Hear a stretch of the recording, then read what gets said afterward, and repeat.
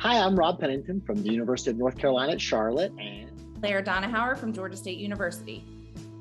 talk for a few minutes and try to quickly explain the project that we're working on. So this is Project Social Code, and really what we've done is we've developed a curriculum that for teaching STEM to kids with autism and other developmental disabilities, while also embedding social skills. So what we try to do is we took an established curriculum, and then we figured out how we can modify that to make sure it was more accessible in terms of STEM content, but also had embedded opportunities to teach social skills. And we also, so we developed this social skills grid, which is a big part of the project.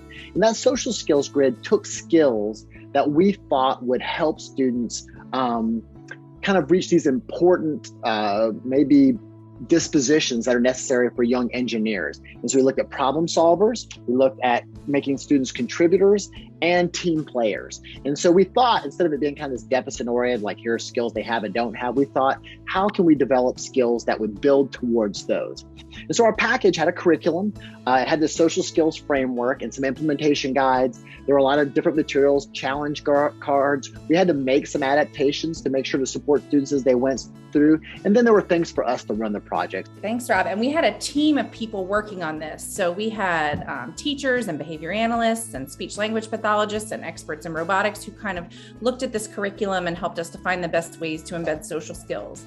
We also found that it was going to be helpful to have a lesson structure that was consistent throughout the curriculum. We included an introduction or review that was really heavy on the vocabulary that the students would need in order to be successful. We had a component of direct instruction on social skills, then followed by a direct instruction in coding skills. Another piece that's really important is our guided or independent practice. And this was kind of the meat of what we were getting at in each lesson. It was an opportunity for students to work in small groups to work towards a common coding goal and use the social skill that they were focusing on in order to achieve that goal. We concluded every lesson with a wrap up that might have involved things like sharing something they found to be challenging or something they found to be that they were successful at that day. Over the past year, we did a 6-week pilot in 5 classrooms in Georgia and got lots of feedback and collected lots of data on the students and teachers and their experiences of using this curriculum. And there's some things that we learned. And we ran some focus groups, and essentially they loved it, right? And they already had high expectations for their students, but they were so surprised at how easily students were able to catch on, even that short period of time. And I think they listen to them reflect on themselves. They were able to step back and realize that they had provided so much instruction and direction to students that when they stepped back, gave kids the opportunity to work with this robot, right? They saw kids problem solving, and they could ask kids to support each other and just deliver small prompts so that they could continue to, so they could use these social skills. What we did learn, which is really interesting, is that teachers love the social skills aspect so much that became the focus of the lesson. One teacher's like, I didn't even worry about STEM anymore. It's about social skills. And we're like, hold on. No, we want to make sure that they're getting the STEM too.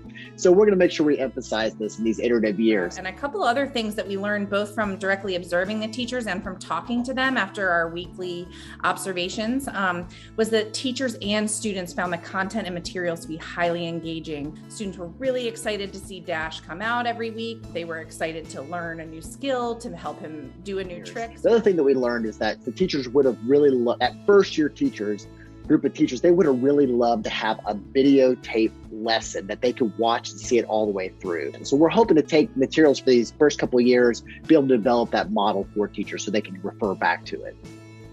Teachers also had realizations throughout the implementation of this curriculum that their students were at really low levels of social engagement for instructional tasks.